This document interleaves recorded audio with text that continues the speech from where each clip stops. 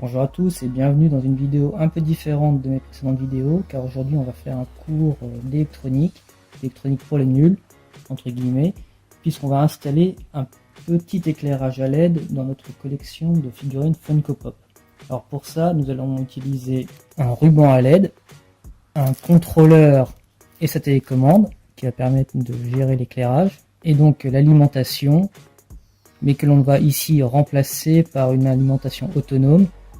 Parce que le câble c'est quelque chose qui ne m'intéresse pas, donc on va essayer de voir si on peut remplacer par un système d'éclairage avec des piles. Donc en fait tout ça est livré en kit pour une quinzaine d'euros sur Amazon, c'est pour ça que l'alimentation je l'ai, mais on ne va pas s'en servir. Et donc on va remplacer par une pile 9 volts et ce genre de petits connecteurs. Donc c'est vendu par 5 sur Amazon pour 1 € et quelques. Et voilà comment ça se présente. Donc on a juste un petit clic pour mettre la pile 9 volts classique, et on constate que l'embout, si je ne me suis pas trompé, est le même que celui de l'alimentation secteur. Alors pourquoi remplacer l'alimentation par une simple pile? Faut savoir que la pile va durer forcément beaucoup moins longtemps. C'est justement ce que je voulais, moi c'est un éclairage que j'utiliserai très ponctuellement, et surtout je voulais quelque chose de beaucoup plus simple à cacher dans ma petite installation, alors qu'un long câble comme ça, déjà ça monopolise une prise secteur ou une multiprise, et c'est pas très beau, alors que ça va se cacher tout seul. Donc voyons voir. Donc ça fonctionne a priori, donc là on est plutôt bon.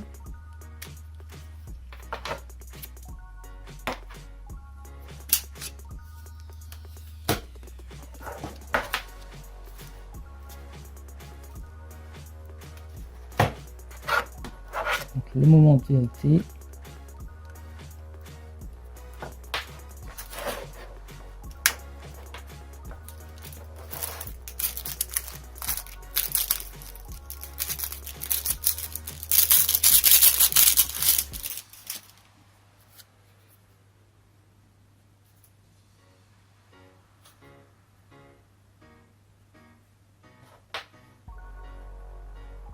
Et ça fonctionne.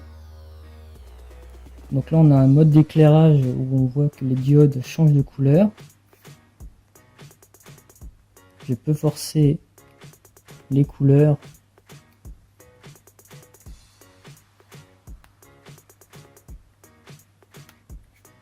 ou mettre tout blanc.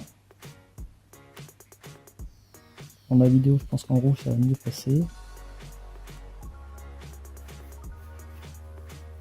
On voit qu'on a des petits modes à côté.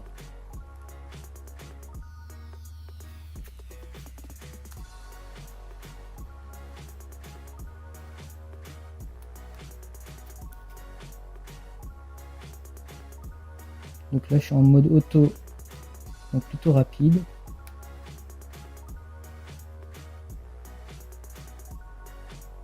Là je suis en slow. Ouais, les transitions sont beaucoup plus douces comme ça. Donc on a vu que finalement la petite installation va fonctionner. Il n'y a plus qu'à couper le ruban en plusieurs morceaux pour ma petite installation.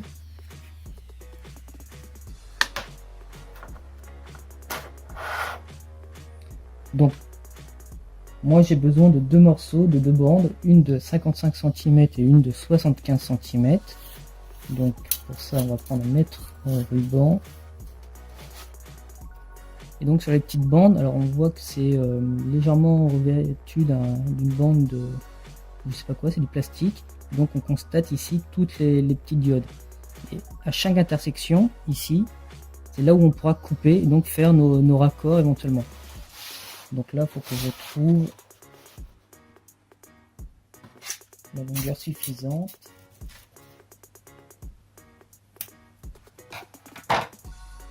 Donc là j'ai coupé la première bande, j'ai d'abord coupé la plus longue finalement.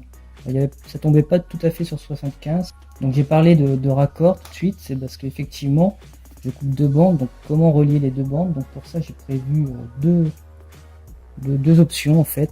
ce genre de petits câbles. Donc on a un côté mâle, un côté femelle. L'idée ça va être de clipser cette partie là sur un bout de la bande et ça sur l'autre bout. Donc ça c'est si je mets les deux bandes l'une à la file de l'autre. Donc niveau longueur je sais pas.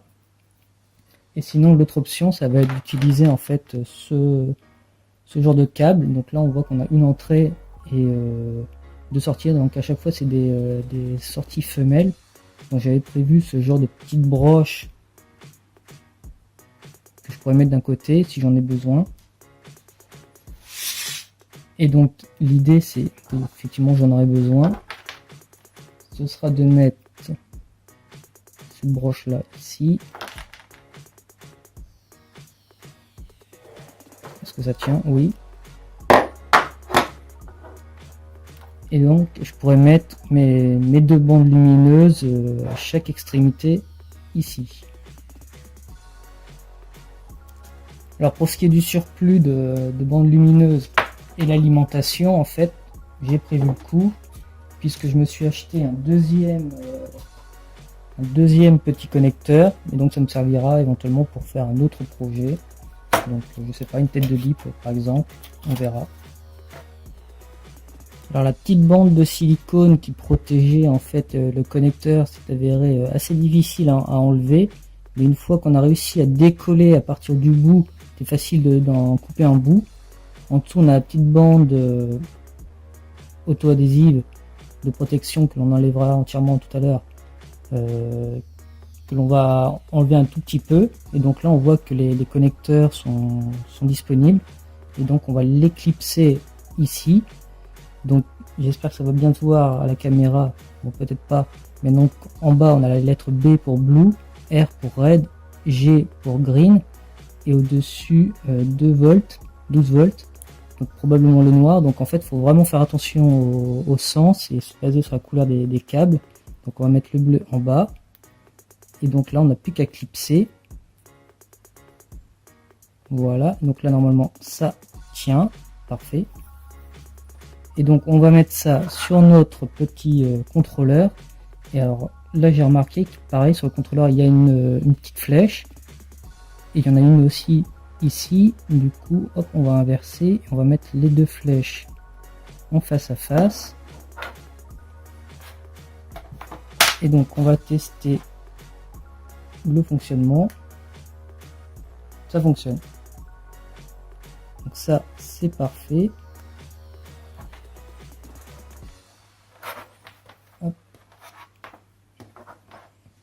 On va remettre flèche contre flèche, flèche contre flèche, hop, on va essayer, et ça fonctionne toujours, parfait. Et donc si on met l'autre, flèche contre flèche, est-ce qu'on a assez de puissance? Donc là j'ai mes deux bandes lumineuses que je vais pouvoir coller à ma structure, alimentée par un seul contrôleur, lui-même alimenté sur une simple pile 9 volts.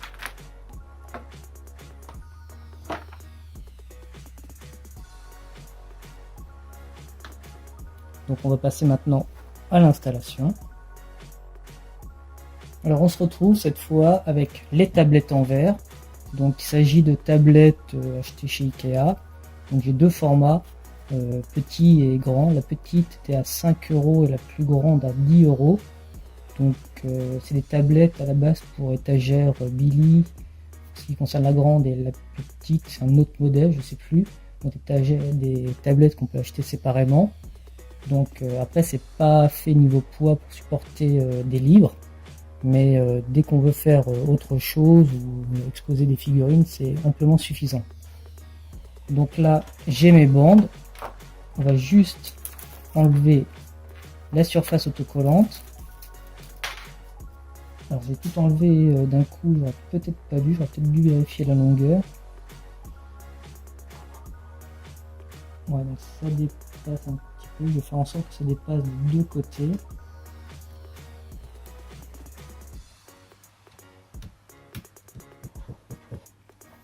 Ouais, ce qui m'embête c'est ça, je sais pas si je peux couper à l'extrémité.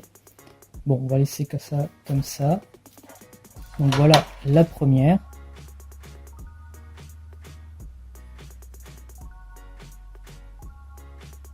Voilà toutes les empreintes. Et on va passer à la plus grande.